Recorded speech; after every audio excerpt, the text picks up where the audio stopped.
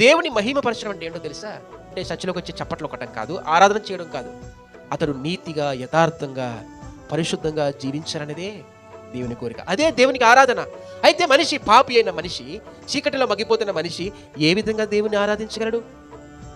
ఆరాధించలేడు. అతను బ్రతికే చీకటి అయిపోయింది, పాపం అయిపోయింది. నోరు తెరిస్తే అబద్ధాలు, కళ్ళు చూస్తే అపవిత్రత, జీవితం అపవిత్రత, ఆలోచన అపవిత్ర, సమస్తము అపవిత్రమైన మనిషి. అదే మనిషిని దేవుడు పిలుస్తా ఉన్నాడు. నేను నీకు నూతన హృదయాన్ని ఇస్తాను, నూతన ఆత్మనిస్తాను, నూతన స్వభావాన్ని ఇస్తాను. ఎవరైతే దేవుని దగ్గరికి వచ్చి, ప్రభువా నాకు నూతన జీవితం కావాలి, నూతన స్వభావం కావాలని ఆయనను వేడుకుంటారో, దేవుడు వెంటనే నూతన స్వభావాన్ని ఇస్తాడు, నూతన జీవితాన్ని ఇస్తాడు. రాతి గుండెని తీసివేసి మాంసపు గుండెని ఇస్తాడు. నీ పాపమునంతా కడిగివేసి పరిశుద్ధపరుస్తాడు.